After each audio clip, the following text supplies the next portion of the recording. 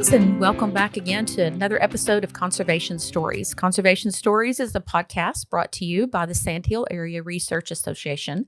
I'm your host, Tillary Timmons-Sims, and I'm excited today to have a good friend with me, Evan Stone. So, Evan, I was trying to think the other day how we even met, and I really don't even know. But I am sure grateful that we did. Evan is a realtor here in Lubbock and has been very graciously helping my parents above and beyond just the normal. Like, it's kind of a holistically what you're doing for my parents. It's really exciting. So I appreciate you being here. Yeah. Well, thanks for having me. I think I can fill in a couple of gaps on how we met. Was it a Grillis? It was a Grillis. I think it goes back before that. I think you and my wife, Celie, got to know each other through her endeavors at Tech. I think that's right. And she came home one day and she said, I met the coolest lady ever.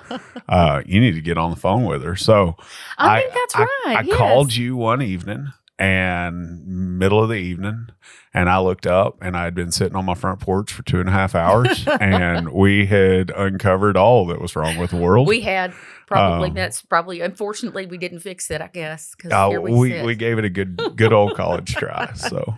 That's right. I forgot about that. Yeah. Celie works at Texas Tech. She works for the Davis College. That's correct. She helps them with all things fundraising and development and that kind of stuff. You guys recently went to Dubai. Yeah, that's right. We went to Dubai late last year. Actually, no, it was early this year, early 2025. She had an opportunity to kind of check out some new agriculture technologies that are going on out there, and it made a lot of sense for me. I'm kind of a geek when it comes to irrigation and farms, so I thought, man, I'm gonna take on this opportunity too. Yes. And so we spent about a week out there. We got to see some of the most interesting farms out that I could ever dream of. Yeah. Farming in the Middle East isn't easy. Right. And we think we are in a desert. Right. We are not in a desert, comparatively speaking. So yeah, some of their irrigation technologies that they've come up with are really ingenious. We're actually Texas Tech and Celie's endeavors are in conversation with those guys right now, thinking about bringing some of that stuff over to figure out if it would work in the high plains in the Cotton Belt. I'm also kind of talking with them in the event that we can make some of this stuff where we can retrofit to our practices here. We may be seeing some commercialization opportunities out of it. So we'll be doing that too. That's great. Well, I need to get Celie on the podcast and talk about what she's doing over there at the college and all the stuff that. There's a lot of things happening over there. There are. She'll be happy to, first of all. Yeah. A lot going on, and there's more being added to the plate every day. All the time. I think, outside looking in, a little background, Celie, we owned and operated a farm for a lot of years. And we had the opportunity to exit out of the livestock portion of our business. And that was really what Celie managed on a daily. So when we made that deal, it had been done for, 5 minutes. And she came in the house one day and she said, I want to go back to school and get my doctorate. I had never considered that before. And I guess she hadn't considered it much. But I said, well, let's go, look into this. And 5 minutes later, she was in school getting her doctorate. But I say all that to say, from, the farm perspective, we think about, Texas Tech University being an agriculture school, so on and so forth. But we kind of, at least in my mind, I always viewed it as a pretty static endeavor, Right. Well, kids just go there to get their agriculture degree, and then they go do X, Y, or Z. Right. And it's really been enlightening over the last 4 or 5 years to see their growth, to see their goals. Dr. Crable he's not afraid to set some pretty big goals. Right. And I think we're going to be surprised to see, in a decade where that school sits, as far as, the national rankings or however you want to look at that. Right. But I believe all the agriculture teams are striding forward. I think I'm not the authority here, but I do hear they've started an NIL fund for all the judging kids. So now all of a sudden, you know, we've got the means to bring in national spotlight type of kids, and I think it's already starting to show, Right. you know, in their accolades. So yeah, it has been really. I mean, I remember the first time I met Dr. Crable and was like, something good's about to happen here. Absolutely, yeah. Something good's about to happen here. He just fits us. I think that is the best statement about him is he fits us. He might as well have been Lubbock, Texas for the last 50 years. Exactly. He understands all the players. And he, you know, so often I see other schools and other endeavors getting really pigeonholed into we're livestock or we're row crop farming or we're regenerative or this or that or the other. And he really seems to understand the entire scope of agriculture in today's world and where it needs to go and what things need to happen in order to get it there. I really appreciate, you know, that he recognizes the problem and opportunities we have with water. Sure. That, I mean, you know, I see him really giving some really great leadership at Tech, the room to really bring in some good people, you know, and I've been super impressed with what's going on there. But we didn't actually come here to talk about Texas I know. I was sitting here going like, man, all those things are great. But so let's go back to how Evan got on this winding road to real estate, because you mentioned farming. So where'd you grow up? Give us a little bit of your background. Yeah. So I claim Seminole, Texas to be home. Okay. My grandparents were there my whole entire life. I lived the early years of my life in Lubbock. At 7, I moved to Roswell, New Mexico, and was out there with my parents until, I guess, the start of high school. Okay. And my parents moved to Seminole. It was one of those deals. My children now are the same way with with their grandparents, my parents. But you know, come weekend, school holiday, summer, you know, summertime, they're headed to grandma and grandpa's house, right? And so I spent the majority of all of my summers growing up in Seminole. Was introduced to agriculture there through my granddad. I did come up here to Tech for a minute before I left, before they asked me to leave. But that does happen. Yeah. I made my way back down to Seminole, and that was my first professional job down there was in sales at the John Deere house. Spent a few years there, and at the time that organization was growing really rapidly. So they kind of took the young single salesman and tossed him around all the different locations as they were growing, just to kind of have a home body, you know, there.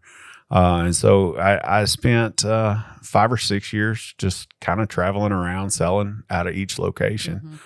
I'll fast forward a couple chapters, and Celie and I met, and that's when I started farming. Was with her, and so you had a family to take care of, so you decided to farm. Yeah, it makes sense, doesn't it?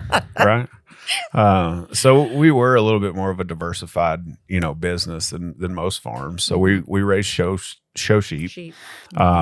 We also raised lots of forage crops and cotton on top of that. Were you on Gaines County? No, we were in Rawls in Crosby County.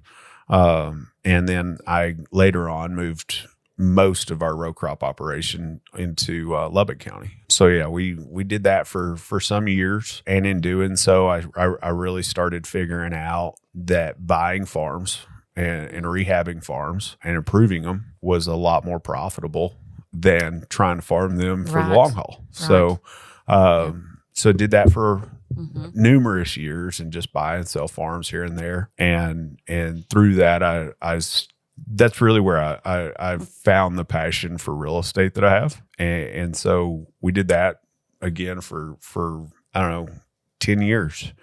I kind of, looked up, we retired from farming and said, hey, let's go pursue real estate and a full-time journey. So today kind of have, I guess, what I would consider, you know, numerous different levels of that. I help, like you said, your mom and dad. I really love to help retiring farmers. Right. Yeah, that's what I've seen. You're really gifted at the people that are walking through that transition. Yeah. So that to me is the most rewarding thing. I mean, yes, I do work with more of your hard-nosed investors that are just looking to, turn profit and run businesses. But what's fun for me is to sit down with somebody who's retiring. Maybe they're, needing to also, move homes, like your parents.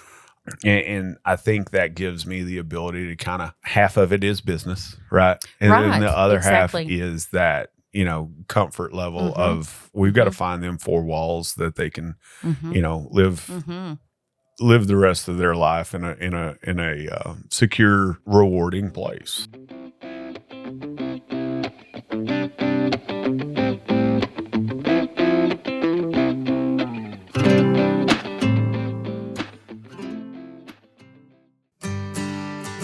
Today's episode is brought to you by Evan Stone with Clear Rock Farm and Ranch, part of the Clear Rock Realty Group in Lubbock, Texas.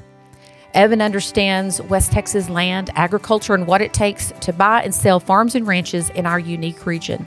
If you're ready to make your next move, trust someone who knows the lay of the land. Visit Evan at clearrockrealty.com, serving Lubbock and the surrounding communities. Clear Rock Farms and Ranch, your partner on the plains. So yeah, that's kind of one level of my real estate endeavors. Another one, we're big in the short-term rental world. Okay. I say we're big. We want to be big in the short-term rental world. So Celie and I bought our first house last year. That we're doing with that. I'm also kind of a data geek, so it took us about 3 years to find that place. Lubbock, known as the hub city, brings in a lot of people from the Plainview area that just want to get out of town for 2 days and come to the big city. And the place you guys have is absolutely perfect because it has a pool. Yeah. So when I saw that come up on like my Facebook that you guys had bought that house for a B&B, I was like, because I remember my parents bringing us, and we would cram into it was the Embassy Suites. I think that time, right up there. Everybody went to the Embassy Suites. Everybody went there. But because they had a pool. Yeah, and so that was definitely high on our list. Back to the data driven deal is there's numerous tools out there today that can kind of help us help direct where that demand really is. So pool was one on our list. Much harder to find beyond pool was every bedroom in our Airbnb today has in-suite bathrooms. Oh, nice. So it's a 4-bed, 5-bath. Our thinking behind that was there's, all sorts of sports teams where you kind of know your son's teammates' parents, but you really don't, right? And this would give you the ability to share that space, because ultimately it is really like 4 hotel rooms with a lot of common area, and so it really is flexible for we have a lot of professional people that come in. Maybe it's a team meeting, maybe it's a team training.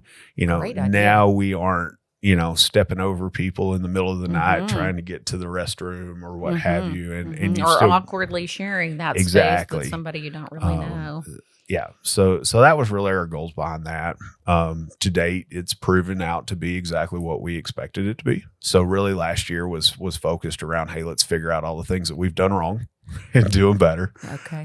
So I'm proud to say that to date, we don't have any stays that are not 5-star rated. I think we're over 80 different clients at this point in a year that have done that. So we feel like we did pretty good there. So now it is just a function of let's scale this. We're right now actively looking in one size class smaller. So when that right property comes up, we've got a ton of people that inquire about that property that we currently have, but it's just a little too big. Right. And so the price of it just gets a little bit out of reach. So we feel like one smaller is the next step.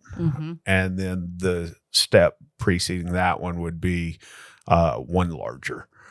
So we'd like to find maybe a 5 or 6 bedroom on some acreage. Nice. again with a pool. Right. And that would give your team ropers a great opportunity to bring in their horse trailers, have a place to Right. park. Right. 3 or 4 families could share it, Yeah. you Yeah. know, and have Right. that kind of. Well, and I think that a while ago you flippantly referred to our lovely neurodivergent ADD lifestyles that we live. And that is like a strength and a curse. You know what I mean? Sure. It is what you make it. And what I hear you saying is like you have had so many interests, so many broad interests that you understand what people that are involved in all of these broad interests, what they need. Yeah. So I really, not to toot my own horn, but where my focus has been with most everything I've done in life, and definitely everyone that's been successful, is to really be the empathetic one in the room. Absolutely. I mean, if I can't hop into your shoes and understand where you're coming from, it's going to be really difficult for me to be successful in helping you achieve whatever goals those might be, whether that be Airbnb for the weekend or whether that might be a $8 million farm purchase. Right. For me, it's really important to be able to see it from that side of the fence. And something I think my mom, she said that I think is so telling. She said, I didn't realize how important a real estate agent was. Sure. And partly because we've just always bought and sold without, you know what I mean? Yeah. And just farms or, like my parents have moved, once and they bought the house that their wedding shower was in. You know what I'm saying? Like, so there's just never been that, recognition of the value that agents bring. And I recently been studying for my license. We won't talk about for how long. I had no idea either until I started. I'm like, okay, there's a lot that goes into this as far as the education goes and the value that you bring. And I've seen it personally. And with your help with my parents, and we've had a couple of different lawyers on, and one particular talking about succession plans. And there's a lot of people at that stage that are moving into that stage of life. And, we're going to see those people need to move into love. They're going to be doing what my parents are doing. Sure. And it's you're in such a unique place because you understand it all. I wouldn't go that far, but you're like everybody with ADD. You know enough about all of it, to be helpful. And not only maybe what you don't know, the person who does know. Yeah. So a couple things to flesh out there. First of all, I appreciate the kind words. I look at every real estate transaction, again, whether it's moving retirees to Lubbock off the farm and, ensuring that they are maybe they need some additional cash flow. So maybe we're talking about, maybe they're sitting on a ton of equity. Yes. What happens to that equity? Are we going to talk about maybe an owner finance situation? That happens a lot in farm ground. Maybe we're talking about rolling that equity into a commercial endeavor that can produce that. Either that or working with an investor that's just trying to grab up some more land and increase their portfolio size. I look at every one of these transactions literally like a minefield. My job is to drag my clients from one side of that minefield to the next. Yeah. What mines are going to blow up between here and there and yonder, I had better find them before they do and keep ahead of that curve. Well, and I think, maybe people that are listening that have been in just, they've had a 9-to-5 job, or, they are the ones that are serving us in businesses here in town, might not understand the complexity that goes into these situations that my parents are in. Sure. So your parents are a really interesting case study.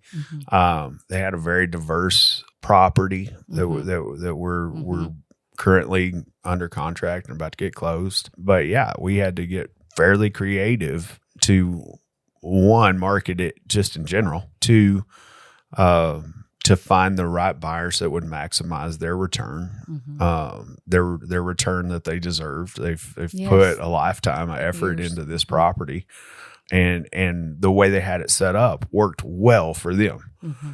Is there that many people else out there that it works well for? Probably not. Yeah. So we had to get a little bit creative. We did chop the property up into different pieces. We were able to market one and sell one and use that cash to take care of all sorts of mortgage issues and things like that. Well, things that farmers have. Right. And then leave the second property that sits free and clear. And we were able to negotiate a wonderful owner finance situation for them.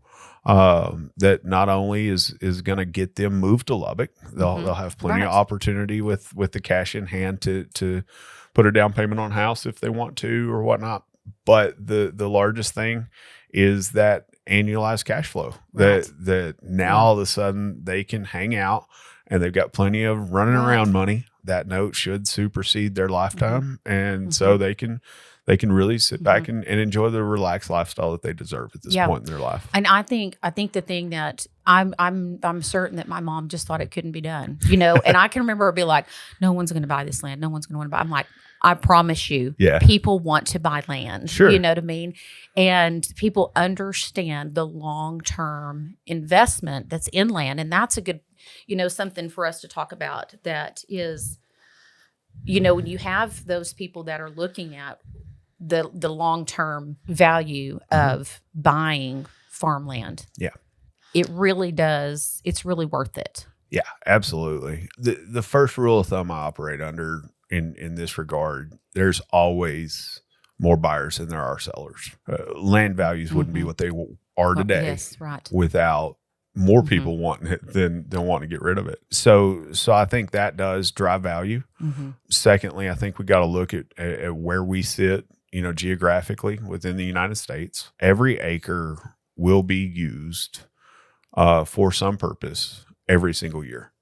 So, if we swapped hats real quick and talked about commercial and we wanted to build a gas station, let's just use that for instance.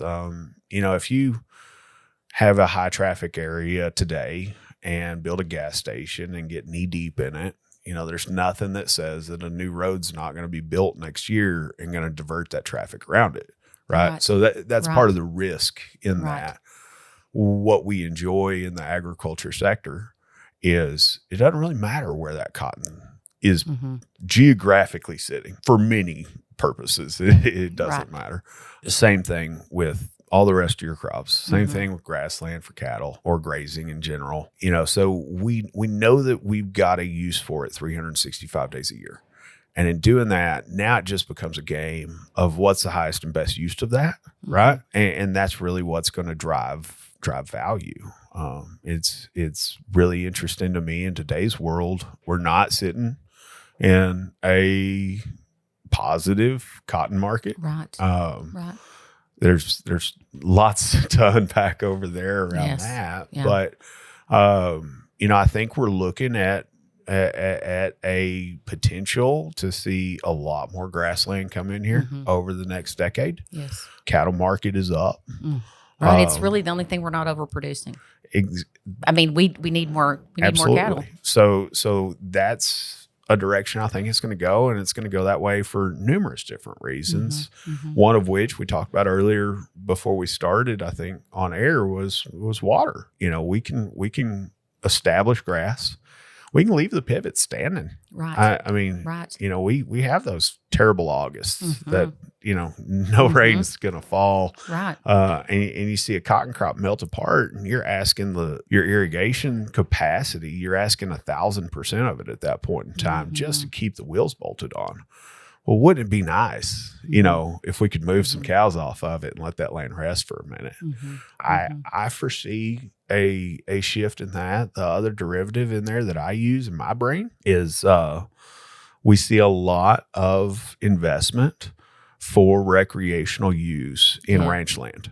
So I see that really picking up where we are. Yeah. So the effect of that has driven the value of raw ranch land in a lot of cases up to, if not above, what irrigated farm ground is worth.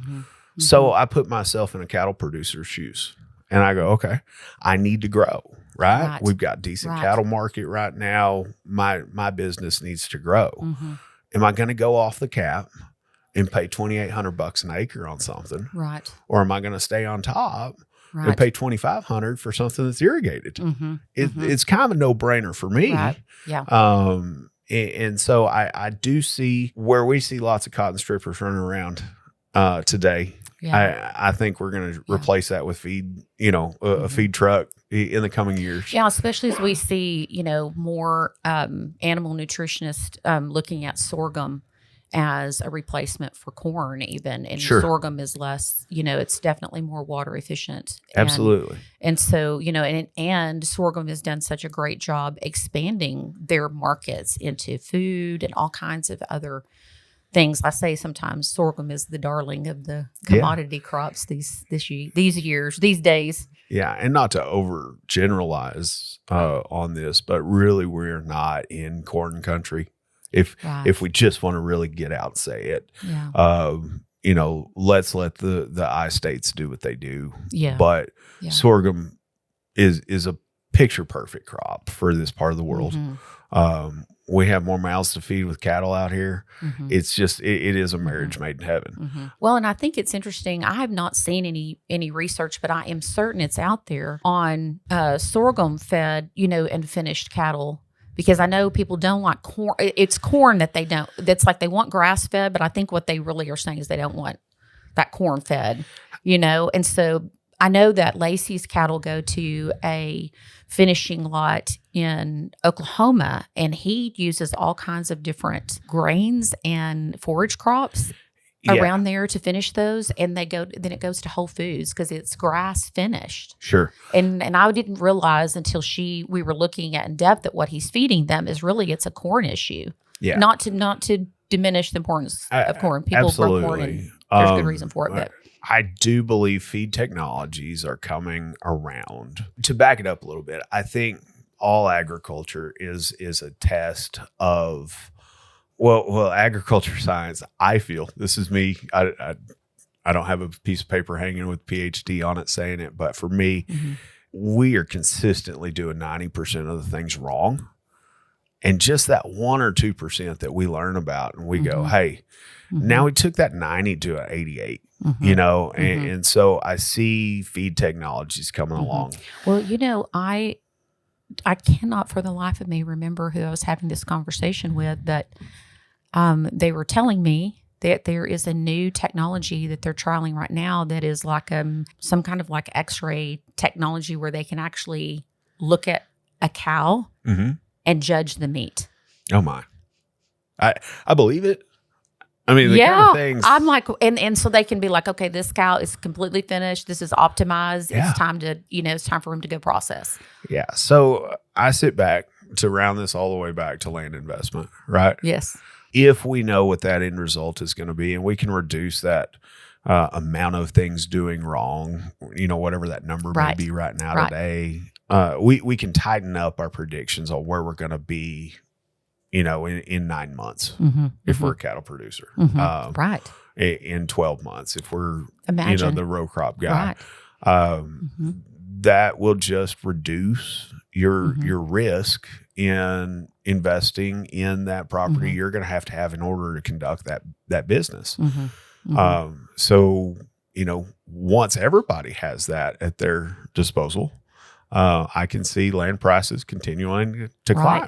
Yes, so exactly. It's a little bit of a chicken and an egg thing. So, I kind of look at it and you can accept today's values and grow, procure what you can and continue to do things on the level we're playing today. Or, is there some sort of technology out there that's going to exponentially lower the risk of the producer? If so, it would be logical that land prices would mirror that because I always fall back to every acre will be used for some sort of production. Right.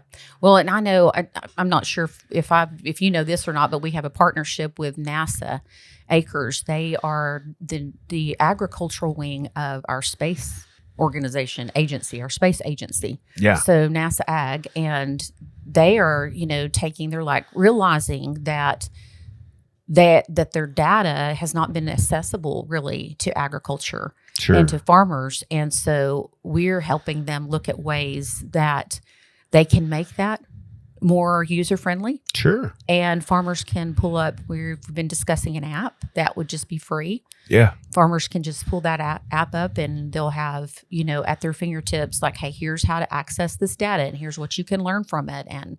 And here it is on this app. Now go because the satellites they're launching this year will be able to read root moisture. And just the things you come up with, Tillary, just blow me away. It's ADD. Yeah, it's ADD. Sponsored by. Sponsored by ADD. No, I sat down with your parents, I don't know, month, 6 weeks ago or something, and Janice was just, beside herself. Tillary is in Houston, sitting at NASA. And I'm like, of course she is. Where else would she be?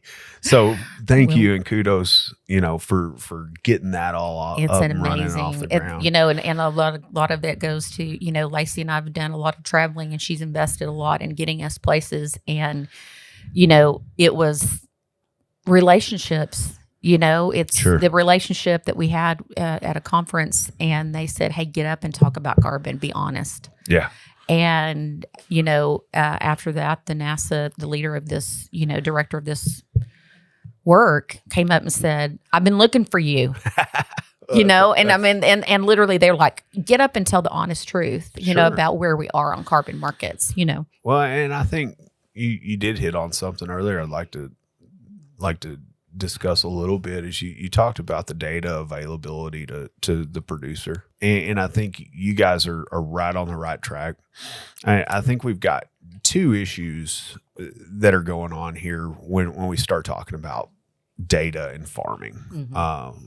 Issue one is accessibility. That's always been something we've got to kind of some hurdles we've got to climb, mm-hmm. right, to get to that data. The second hurdle that I don't feel like the industry is serving the producer as best as they could today is making sense of the data. When I was farming, I felt like I was asking everything I could out of my irrigation systems, and that was right about the era of the moisture probe, right? Mm-hmm. Mm-hmm. And I had every moisture probe salesman in the world calling all day, every day. And honestly, my sentiment was like, why do I need to know how much water I don't have? Now, we have learned a little bit more since then. Right. And we have learned Yes. that there are some good uses for it. Yes. But I say all that to say Mm-hmm. that a producer that has numerous hands running around Mm-hmm. and has equipment running all directions, he's worried about, sitting down with the banker and making sure we can keep the wheels on. The last person in the world that needs to sit down with some CSV file in the middle of the night Yes. to try and figure out what all this stuff is the producer. Yes, that's So, right. Yeah. We've got to solve a problem as an industry where we can serve up this data into actionable data.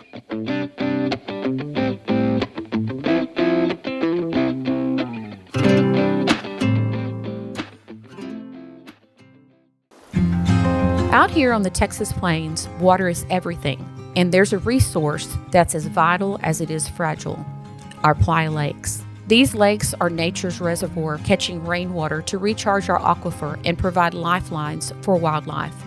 But now they need our help. In collaboration with the Texas Playa Lakes Conservation Initiative and the Cargill Global Water Challenge, Sarah has started the Our Legacy is Tomorrow's Water initiative to inspire and work with landowners to restore and protect our playa lakes. Each playa we save helps secure a sustainable water future for the generations that will be coming after us. Whether it's improving soil health, restoring habitats, or recharging groundwater, we are committed to making a difference. Together, we can build a legacy that we can all be proud of. To learn how you can join in, visit the Playa Lakes Restoration Initiative page on the Sarah website. Let's keep Texas water flowing strong for the future. Visit sarah-conservation.com. Lacey and I recently were at a sustainable farming conference. And the funny thing about going to these things is generally we're the only ag people there. Yeah.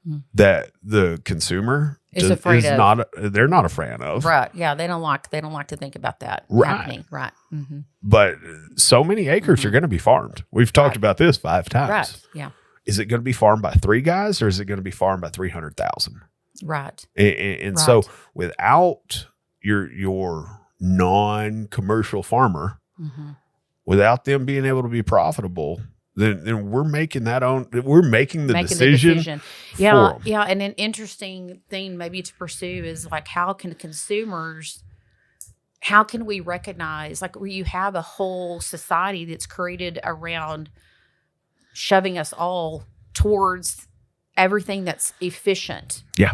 And efficiency is great, but it comes with consequences, and we have to recognize what the consequences are. And for a lot of it, for all of our efficiency, we have very little time. Sure. How many of us have time to think about where our food is coming from and not going through the local drive-through? I think it starts with this. I think it starts with honest conversations. I think we as an agriculture industry have got to be a little bit louder and risk challenge or challenging the narrative. Right. Well, you know what I have seen is we have a lot of people that are in that ag advocate space, and they, so often you wind up just preaching to the choir. That's 100% correct. Like, there's very few people that are crossing over to the consumer side because we are passionate about the things we're passionate about, and maybe don't understand what other people are passionate about. And we are a very political group of people. Yeah. And so it kind of always and if you want people to engage, you gotta scare them, you gotta make them mad, or you gotta make them sad. I agree with that. And so if there's a way to kind of rise above that type of narrative and that type of engagement, that's what we're trying to do, is say, hey, here's information, mostly on a no emotional level. Sometimes it does get emotional in here. But generally, here's this information. Sure. Do with it what you will. Make decisions that you will. But now now you're informed. Right. And I think, I would love to see if I could just wiggle my nose and change it. I think it really does start at the elementary school level. Adults in today's world do not understand where their food comes from or how it's been treated. That's not a new statement. But when you have uneducated people being fed slanted information, they're pretty gullible. Okay. Right. I've got my views on traditional farming, on pesticide usage, on synthetic fertilizer usage, on all the things that the rest of the world says are terrible. I, as a producer, I'm not interested in overly using those things to turn this world into a terrible place. Right. Well, I feel like the media has done a great job at making me and everybody else in this industry look like that. Well, way. And it's interesting. I'm taking a certification right now on sustainable food supply chains, and it has been such an interesting experience. I'm the only one. I think maybe there's one other person in the class. It's all remote from the U.S. And I have not known what to expect. Well, today I was up this morning at 5:30 doing homework and reading In Defense of Beef. And this guy is an environmental justice guy, who was saying, we need meat. We need beef. Do you know how much we would have to produce if we all were vegetarians? And do you know what that would do to the planet? And also, everything you've heard about how much water cattle use, that's not true. Also, everything you've heard about methane, guess what? It's gone in 10 years. I mean, this guy is saying, and I guess, we had the week before a guy who is, promoting he's a vegetarian. Sure. So I've loved this because you have these two sides of this, and you get to really see, and that's something that you don't always, see. I know, remember there's a Bible verse that says the first side, you think the first side's right until you hear the other one. Yeah. That's right. So, but no, I think where I get the the general consensus, it seems like in society, is that agriculturalists do not mind ruining the land or ruining food production, Right. Or bringing unsafe things to the market. Frankly, we're dying to do better. Okay. Right. Yes. It's a two-step process though, or there's two things going on here. We're dying to do better, one, but we have to be profitable from the beginning to the end to get there. This is why it's a process. We are a triple bottom line economics organization. We believe people, planet, profits. There you go. Because if you don't have those three, those three things can be in balance. Is it always easy? No. But if you get them out of balance, it's not sustainable. It can't last. Well, whatever you're demanding of people in terms of standards or policy or, that kind of thing, if it cannot be something that is sustainable, it can't happen. When I was in Brussels at the EU, we learned that from now on, food policies, anything that's going to impact farming and food and ag has to go through a whole process, a risk assessment of how it would hurt their food supply.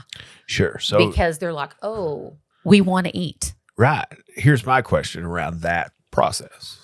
Who's going to pay for it? Oh, the EU will pay for it. They have all the money in the world. I don't know where you've been. But it's but guess where it comes from. It's an honest question. Right. If we'll back up the last 50 years in American agriculture, we haven't gone to those stretches, but we have created checks and balances to make sure that our food production is safer, is better. Right. More often than not, it winds up being the producer that's paying for that. Well, and that to that point, which we're running out of time, but I want to just say one thing to that point is that we have had that same frustration with all the certifications. You get this one, and this one. You pay for it. The farmer pays for it. And the other companies, who's making money, right? Right. It's the people that are doing the certifying. And so we have some pretty exciting conversations going on now where back to that farmer buyers, being that commodity thing. Yes, exactly. Exactly. Well, we're having these conversations with end buyers who are coming directly and saying, do we have to do it the way we've been doing it? And we're like, no. I love questioning. We don't have to keep doing it this way. Let's figure out how to do it different. And let's do it better. Exactly. Well, we've talked some about everything, including real estate. So give me a 30-second pitch on Evanstone and where Clear Rock Realty is going on farm and ranch real estate. So real quick, we are currently getting ready to launch Clear Rock Farm and Ranch, a division of Clear Rock Realty. Myself and a few other more agriculture-focused, rural-focused agents will be running underneath that name. So our goals with that is to really give our clients 100% malleability, if you will, where maybe you need to move your equities that are sitting on farm ground. You need to move that into commercial. We can house that and we can handle that whole entire transaction chain that will put that client in the best scenario possible. Maybe it's inverse from that and you want to roll out of a portfolio of residential properties and you want to roll into some sort of farm operation. We can go that direction too. So we just feel like if we'll start with our customers, our clients at the very top level in our mind and serve them 100% of what fits them in their life best, then we're going to be, we'll be rewarded for doing it that way. Well, and it's probably an opportunity for people in these rural communities that may have thought about doing real estate to get with you. Sure. Because it'd be a great brokerage to work under because y'all could bring in more of those buyers from outside of the community to, increase the opportunities for people that are selling. 100%. And so yeah, we feel like we're just a group of really low key kind of guys that are just interested in serving our clients. Yeah. So whatever that means, we feel like we've got the tool in our toolbox to help them with that. Well, Evan, thanks for being here. I appreciate it. Thanks for the invite. And it's been fun. It has been great. And I'm excited because we're bringing you guys on as a sponsor. And so people will be listening every time to your ad. So that would be really fun. So friends, thanks again for joining us for another conversation that goes down many rabbit holes. as kind of usual around here on Conservation Stories. And I look forward to being with you again next time.